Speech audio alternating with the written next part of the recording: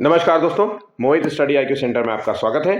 आज हम child development pedagogy और हिंदी पेडागोजी से रिलेटेड जो है प्रैक्टिस पेपर देखेंगे, जो सीटेट एग्जाम के लिए महत्वपूर्ण रहेगा। ध्यान रखिएगा, नए आधारित और प्रीवियस आधारित आधारित जो है क्वेश्चंस मिलेंगे आपको। तो नए क्वेश्चंस भी हैं इसमें, अच्छे तरीके से तैयार कर लीजिएगा। एग्जाम आपका बिल्कुल पास में 8 फरवरी को एग्जाम है, समय बिल्कुल कम बचा है।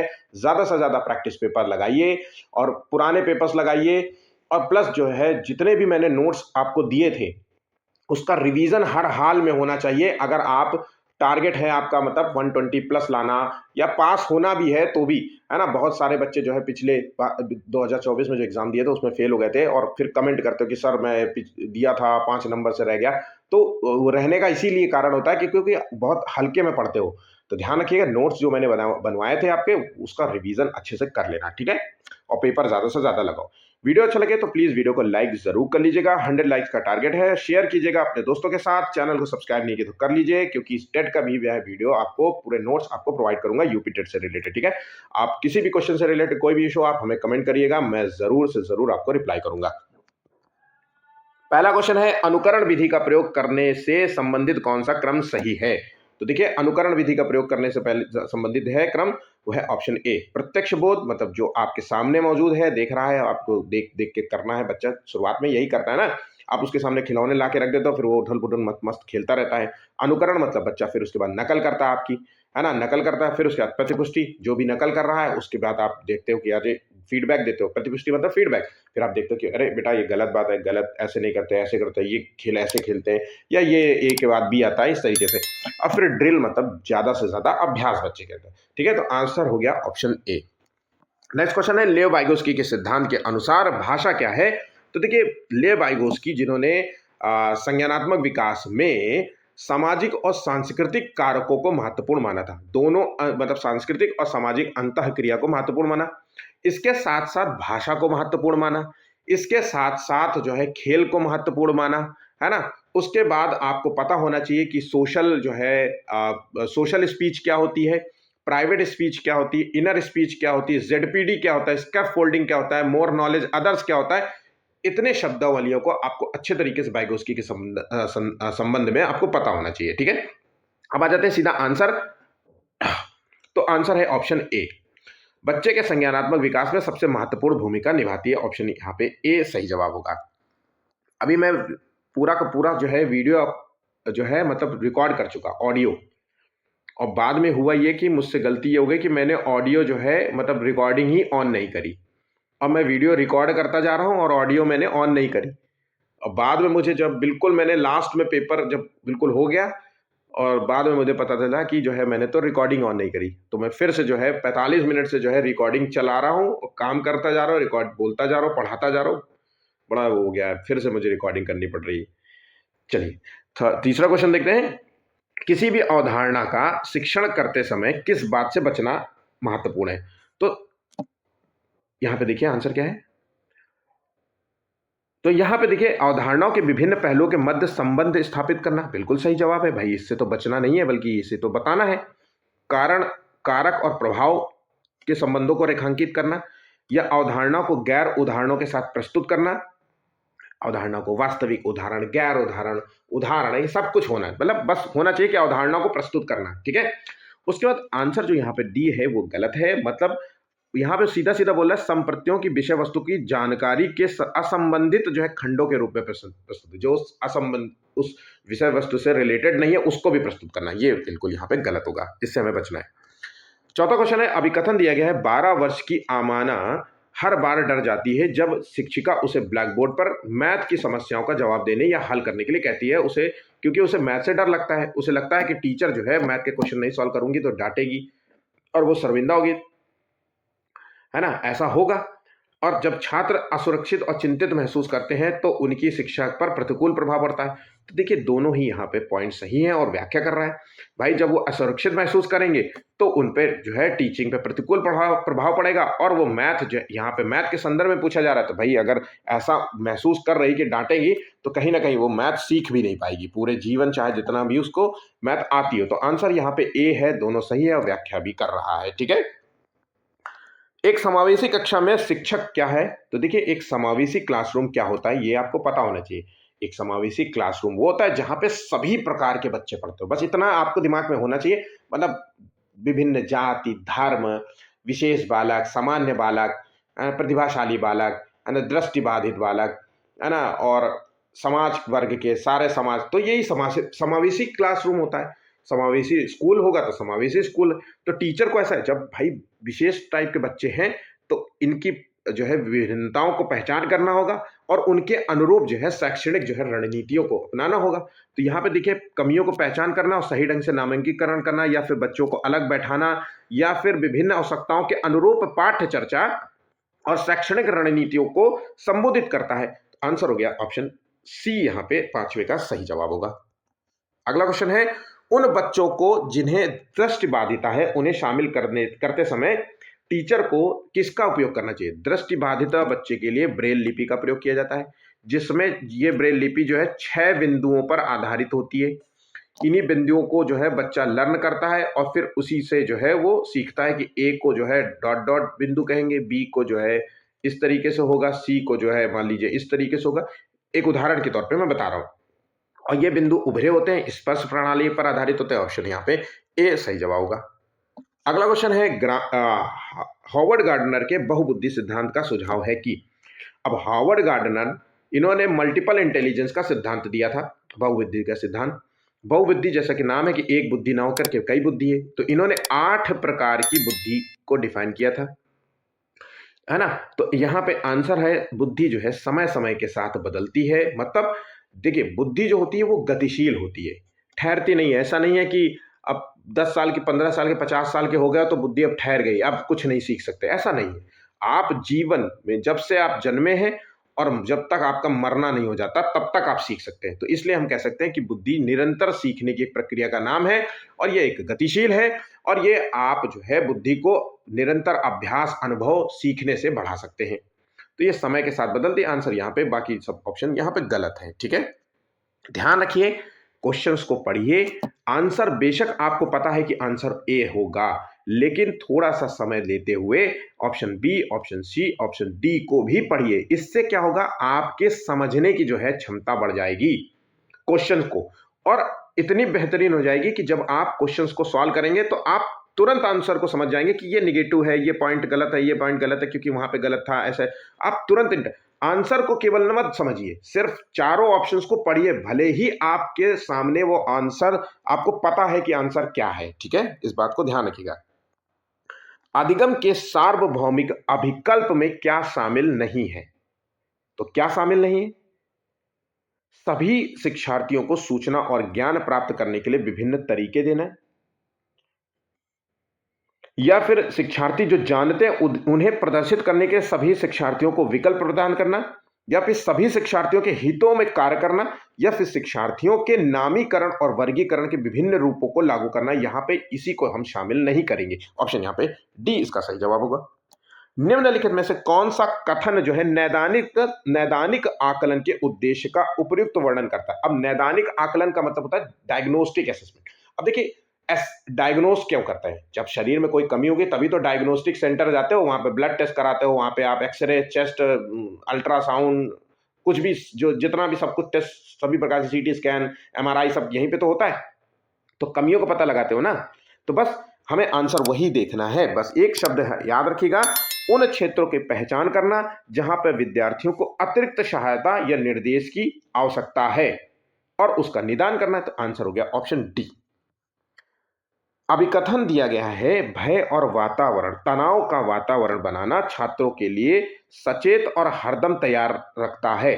तो भय और तनाव के वातावरण से क्या बच्चे हमेशा हरदम तैयार रहते हैं?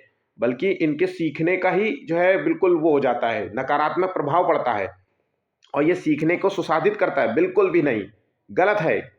अधिगम केवल बाहरी कारकों द्वारा नियंत्रित होता है या आंतरिक कारकों के द्वारा भी नियंत्रित होता है? तो ये भी आंसर क्या गलत हो गया।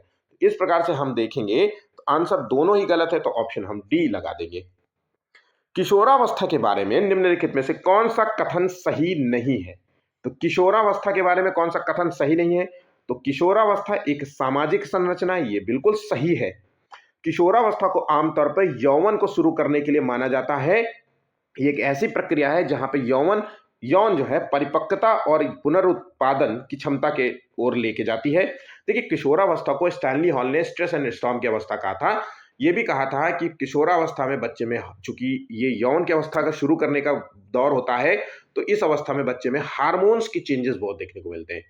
तो बहुत सारे इसमें भाव होंगे। हार्मोन होगा तो भाई प्रेम भी होगा, क्रोध भी होगा, चिड़चिड़ापन भी होगा, सामाजिक जो है, जो बोलबाल है वो भी कहीं न कहीं प्रभावित होगा।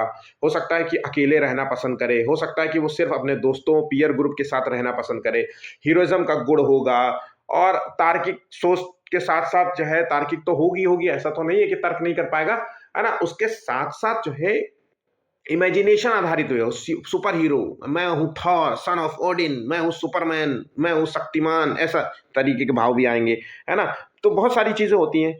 तो किशोरावस्था में आंसर देखिए 11वें का जो यहाँ पे गलत है, वो है विभिन्न संस्कृतियों के बच्चे एक समान तरीके से किशोरावस्था में प्रवेश करते हैं और उसको अनुभव करते हैं। आंसर हो गया डी गलत। कोहलबर्ग के नैतिक विकास के किस अवस्था में बच्चे का तर्क कानून की नैतिकता के इर्द गिर्द घूमता है? कानून की नैतिकता के इर्द गिर्द घूम रहा है, मतलब समाज को ये महत्वपूर्ण मान रहा है, समाज को महत्वपूर्ण मान रहा है, कानून को महत्वपूर्ण मान रहा है, कह रहा है कि कानून का, समाज के बनाए हुए नियमों को पालन करिए। ताकि क्यों पालन करिए? ताकि अच्छा लड़का और अच्छी लड़की का बोध हो, अच्छा गर्ल और अच्छा गुड बॉय और गुड गर्ल का, ठीक है, बॉय का बोध हो, ठीक है। तो यहाँ पे ये अवस्था मानी जाती है पारंपरिक नैतिकता। देखिए, कोहलबर्ग ने जो सिद्धांत दिया था, नैतिक विकास का सिद्धांत दिया था। अच्छा, एक क्वेश्चन आपसे मैं पूछता हूं, किस चरण में बच्चे में जो नैतिकता है वो बाहर से मिलती है? बाहर से मिलती है, नैतिकता बाहर से दी जाती है। किस चरण में दी जाती है? आंसर जो है कमेंट करके बताइएगा, ठीक है। लॉरेंस कोहलबर्ग के सिद्धांत की आलोचना जो है किसने की थी? कैरल गिलिगन ने की थी। क्यों की थी? यही आंसर है कि पूछ रहा है क्यों की थी। तो नैतिक तर्क में लैंगिक विभिन्नताओं की उपेक्षा करने के लिए की गई थी। तो भैया देखो, लॉरेंस कोहलबर्ग ने जो नैतिक तर्क दिया था उसमें पुरुष को ज्यादा इंपॉर्टेंस दी थी, महिलाओं का जो है सोच को महत्व नहीं दिया था। अब भाई, महिलाओं की नैतिकता के सोच मानक अलग हो सकते हैं, पुरुषों के नैतिकता के सोच मानक अलग हो सकते हैं। उसके साथ साथ सांस्कृतिक भी है कारक था। भाई, आलोचना एक सांस्कृतिक रूप में भी की गई थी इनकी, क्योंकि इन्होंने पश्चिमी सभ्यता को सबसे ज्यादा महत्व दिया था। अब भाई, भारत के संदर्भ में अगर हम बात करें तो वहां के नैतिकता के मानक दूसरे हो सकते हैं। तो ये दो पॉइंट्स आपको अच्छे तरीके से याद होना चाहिए। कोहलबर्ग से रिलेटेड क्वेश्चंस एग्जाम में हर बार पूछे जाते हैं। 3 क्वेश्चंस मान के चलिए आपको मिलेगा, अच्छे तरीके से तैयार कर लेना। क्वेश्चन बहुत बच्चे इस टॉपिक से गलत करते हैं, क्योंकि क्वेश्चन बहुत बड़े बड़े बन जाते हैं इसमें, है ना, और ये कंफ्यूज भी करते हैं। इसलिए मेरा टॉपिक देख लेना। चलो, एक प्रगतिशील कक्षा में जो है विद्यार्थी जो है वो क्या कर सकता है? तो प्रगतिशील कक्षा जहां पे बच्चा एक्टिव रूप से सीखेगा, है ना, एक्टिविटी बेस्ड होगा, स्वयं से जो है करके सीखेगा। उस ये ऐसी ऐसी कक्षा होती है जहां पे बच्चे की सोच को जो है प्रभावित किया जाता है, मतलब तार्किक सोच को बढ़ाया जाता है, तर्क करे, क्वेश्चन करे, है ना, अब सारी सोच का हो, ये सारी चीजें। तो अधिक प्रश्न नहीं पूछते, ये तो तुरंत ही गलत हो गया। तो अब सारी सोच का होगा तो वो अधिक प्रश्न पूछेगा, शिक्षक से पूछेगा, एक दूसरे से पूछेगा, दोस्तों से पूछेगा, स्वयं से भी पूछेगा। तो आंसर बी सी डी यहाँ पे सही है, ऑप्शन यहाँ पे ए सही जवाब होगा, ठीक है।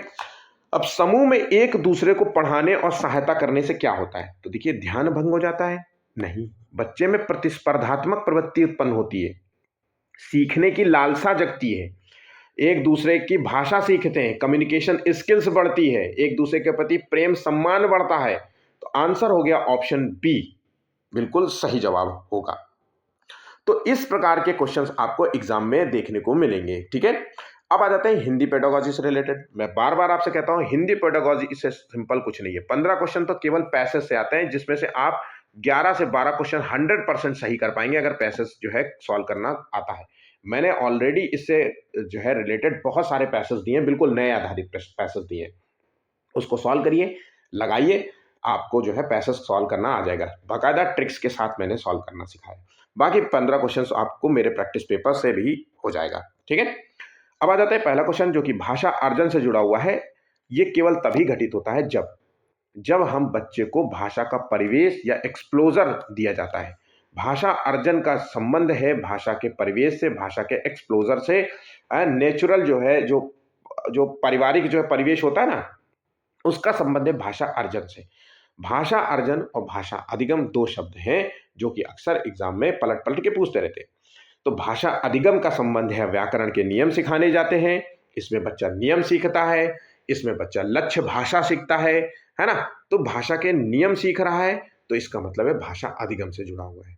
भाषा स्वाभाविक परिवेश में हो रहा है, खेल खेल में हो रहा है, तो इसका संबंध है भाषा अर्जन से।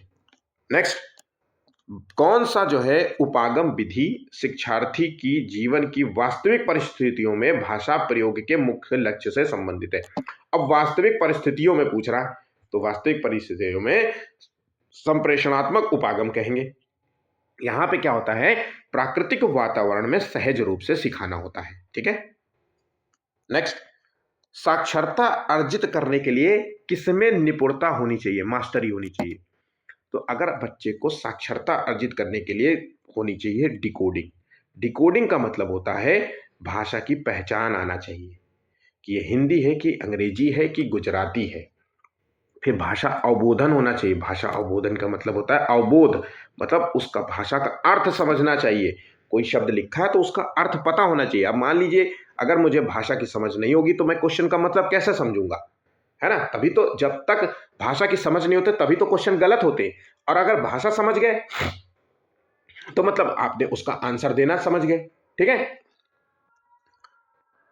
एक बहुभाषिक व्यक्ति को और क्या कहा जा सकता है, तो बहुभाषिक व्यक्ति को द्विभाषिक तो नहीं कह सकते। जो दो भाषाएं जानता हो उसे द्विभाषिक कहते हैं, बाइलिंगुअल कहते हैं। जो एक भाषा जानता हो उसे एकल भाषी कहते हैं, मोनोलिंगुअल कहते हैं। जो बहुत सारी भाषाओं को जानता हो उसे मल्टीलिंगुअलिज्म कहते हैं, मल्टीलिंगुअल कहते हैं। तो बहुभाषिक विद कहते हैं। आंसर हो गया ऑप्शन सी। भाषा में निम्नलिखित में से कौन सी जो है तकनीक भाषा उच्चारण सिखाने के लिए उपयुक्त नहीं की जाती।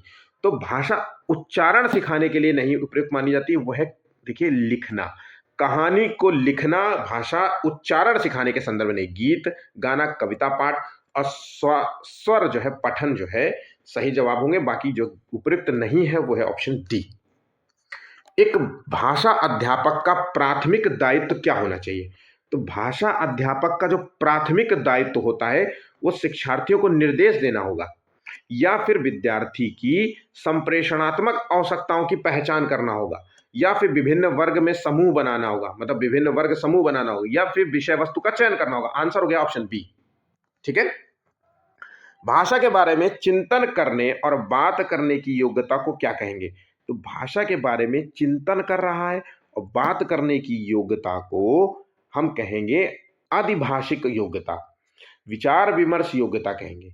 अब विचार विमर्श अगर काट दें तो अधिभाषिक योग्यता, बहुत सारे बच्चे इसका आंसर नहीं दे पा रहे होते, इसलिए ध्यान रखिएगा। अधिभाषिक योग्यता मतलब भाषा के बारे में चिंतन करना और अपनी बात करने की योग्यता को व्यक्त करना, इसी को कहते हैं। ऑप्शन यहाँ पे ए सही जवाब होगा। भाषा अधिगम के लिए सामग्री तैयार करने के सिद्धांतों में से एक है। तो सामग्री तैयार करने की बात कर रहा है, तो वो सामग्री में से एक है क्या। भाषा सामग्री जो होती है वो छोटी और सीमित होनी चाहिए, बिल्कुल सही है। और औचित्यपूर्ण तरीके से इस तरह अनुसार होनी चाहिए। प्रत्येक आयु वर्ग के लिए जटिल सामग्री चुनी जानी चाहिए, नहीं। किसी भी प्रकार की सामग्री चुनी जानी चाहिए, नहीं। और सामग्री छोटी और सीमित होनी चाहिए, ये जरूरी नहीं कि सामग्री छोटी और सीमित ही हो। औचित्यपूर्ण जरूरी से होनी चाहिए और इस तरह अनुसार होनी चाहिए, स्टेप बाय स्टेप होनी चाहिए। आंसर हो गया ऑप्शन बी। यहाँ पे बी सही जवाब होगा। मानवीय मस्तिष्क में भाषा अर्जन उपकरण पहले से ही मौजूद है। अब भाषा अर्जन उपकरण का नाम दे दिया तो मतलब लैंग्वेज एक्विजिशन डिवाइस इसकी बात हो रही है। तो ये कह रहे हैं कि मस्तिष्क में एक ऐसा डिवाइस पहले से मौजूद होता है जिसके माध्यम से परिवेश में भाषाओं का अर्जन होता है। तो ये जो कथन है ये किसका है, यह मानना किसका है भाषा के संग, ये नोम चॉम्स्की का है। ठीक है। नोम चॉम्स्की का मानना था कि जो है बच्चे में भाषा सीखने की जो क्षमता होती है वो जन्मजात होती है। और ये जन्मजात क्षमता कैसे मिलती है, क्योंकि उसके अंदर एक लैंग्वेज एक्विजिशन डिवाइस फिट होती है जो जो बच्चे को भाषा सीखने में मदद करती है। वो डिवाइस पहले से मौजूद होती है। काल्पनिक डिवाइस है, ऐसा नहीं कि कोई यंत्र लगा हुआ है अंदर, काल्पनिक डिवाइस बताया था। ठीक है। आंसर हो गया ऑप्शन डी। निम्नलिखित में से कौन सा एक भाषा का अंग नहीं है। तो ध्वनि, अर्थ, रूप, ये भाषा के अंग है। पठन जो है ये भाषा कौशल है। ध्यान रखिएगा, भाषा क्या है? कौशल है। और कितने प्रकार के कौशल बताए गए थे? 4। क्या कौन कौन से हैं? पहले बच्चा सुनेगा, फिर बोलेगा, फिर पढ़ेगा, फिर लिखेगा। तो सुनना, बोलना, पढ़ना, लिखना, ये 4 कौशल हैं। ठीक है। आदिगम के शुरुआती वर्षों में कौन सा उद्देश्य तुकबंदी और शिशु गीतों का नहीं है? तो भाषा विकास, मूल्य विकास, कल्पनाशीलता और अनुवाद, या व्याकरणिक क्षमता का विकास। तो आंसर देखिए, आंसर मिल गया है होगा आपको। आंसर डी लगाना है। आंसर हो गया सी, आंसर हो गया डी। जिन लोगों ने आंसर डी लगाया वो सभी सही होंगे। अर्जुन जो है कक्षा 5 में पढ़ता है और कक्षा 3 तक आते आते उसे अपनी मातृभाषा में पठन कौशल का विकास हो चुका है। अब क्या कर रहा है? वह अंग्रेजी भी अच्छी तरीके से पढ़ने लगता है। मतलब मातृभाषा से शुरू किया और अंग्रेजी तक पहुंच गया बच्चा। अंग्रेजी पठन की उसकी योग्यता को क्या प्रतिबिंबित हो रहा है? तो इसका मतलब है कि भैया ये तो कौशल अंतरण होगा, स्किल ट्रांसफर हुआ ना। पठन निपुणता का विकास या एफिशिएंसी ऑफ इनहेंसमेंट हो गया, या फिर जो है इनहेंसमेंट तो ये होता है जब आप अपनी मातृभाषा में पठन कौशल में और बेहतर कर लेते हैं। ठीक है, दक्षता में और बेहतर कर लेते हैं। पठन कौशल में पढ़ना हो गया, ये स्किल ट्रांसफर हुआ, जहां पे एक भाषा से आपने दूसरी भाषा सीखी। कौशल अंतरण, क्योंकि रेफरेंस आपके पास मौजूद था पहले से ही। ठीक है, मातृभाषा आपके पास मौजूद थी, उसके बाद आपने दूसरी भाषा सीख ली, दूसरी से आप तीसरी भाषा सीख लेंगे। तो आंसर हो गया ऑप्शन डी। इसे कहते हैं घनात्मक कौशल अंतरण कहेंगे। ठीक है। और अगर मातृभाषा की वजह से अंग्रेजी नहीं सीख पा रहा होता, किसी भाषा की वजह से कुछ होती, तो नकारात्मक हो जाता। ठीक, चल। निम्नलिखित में से कौन सा पोर्टफोलियो में नहीं रखा जा सकता? पोर्टफोलियो मतलब यहां पे बच्चे का संपूर्ण जो है रिपोर्ट कार्ड तैयार किया जाता है पोर्टफोलियो के बाद। एक पोर्टफोलियो का मतलब अर्थपूर्ण जो मीनिंग है, संपूर्ण जो है शब्द याद कर लीजिए, और इस संपूर्ण में एक और शब्द याद कर लीजिए कि सारा का सारा बच्चे का लेखा जोखा तैयार करना। तो इसमें जो भी चित्रकारी बच्चा कर रहा है वो भी रख देंगे। कक्षा में हुई जो चर्चाएं होती हैं, बच्चे ने उसमें पार्टिसिपेट किया है कि नहीं किया है ना, भाग लेता है कि नहीं, ध्यान देता है कि नहीं, क्लास में इधर उधर रहता है या रोता रहता है, कोने में बैठा रहता है, किस तरीके की सारी चर्चाओं को भाग लेंगे। उसकी वर्कशीट जो है, कार्य जो करता है वो भी देखेंगे। फोटोग्राफ का कोई संबंध नहीं दिख रहा है। आंसर हो गया ऑप्शन डी यहां। नेक्स्ट क्वेश्चन, निम्नलिखित में से कौन सा जो है पत्र वाइगोस्की के सामाजिक सांस्कृतिक सिद्धांत से संबंधित नहीं है? तो देखिए, सामाजिक सांस्कृतिक सिद्धांत से संबंधित नहीं है, वो भी वाइगोस्की। तो यहां पे सामाजिक अंतःक्रिया को महत्वपूर्ण माना, बिल्कुल सही जवाब है। मदद मतलब स्कैफोल्डिंग को मदद ZPD स्कैफोल्डिंग शब्द को महत्वपूर्ण माना था बच्चे के सीखने में। निकटस्थ विकास क्षेत्र जैसे कहते हैं ZPD जोन प्रॉक्सिमल डेवलपमेंट कहते हैं। तो भाषा अर्जन एक उपकरण है, ये यहां पे गलत होगा। कक्षा 3 की अध्यापिका ने अपने विद्यार्थियों के श्रवण कौशल का आकलन करना है, उसे इसके लिए किस गतिविधि का संचालन करना चाहिए? तो यहाँ पे देखिए, श्रवण कौशल का आकलन करता है तो उसे जो है किस विधि का जो है संचालन करना चाहिए? तो यहाँ पे आंसर हो गया सुनाई गई कहानी का चित्र बनाने के लिए कहना है। ये पता चलेगा कि बच्चे ने सही से सुना है कि नहीं सुना है। सुनाई गई कहानी का चित्र बनाने के लिए कहना, या फिर सुनाई गई कहानी के आगे जो है एक नई कहानी जो है जनरेट करने के लिए कहना। इससे बच्चे के श्रवण कौशल का जो है पहचान होगा, आकलन होगा। ठीक है, तो आंसर हो गया ऑप्शन बी, यहाँ पे सही जवाब होगा। तो कुछ इस प्रकार के आपको एग्जाम में क्वेश्चंस देखने को मिलेंगे जो कि बहुत इंपॉर्टेंट है। वीडियो अच्छा लगा तो प्लीज वीडियो को लाइक जरूर कर लीजिएगा, शेयर कर दीजिएगा अपने दोस्तों के साथ, और चैनल को सब्सक्राइब नहीं किया तो प्लीज झट से चैनल को भी सब्सक्राइब कर लीजिए। किसी भी क्वेश्चन से रिलेटेड कोई भी इशू हो तो आप हमें कमेंट जरूर करिएगा। धन्यवाद।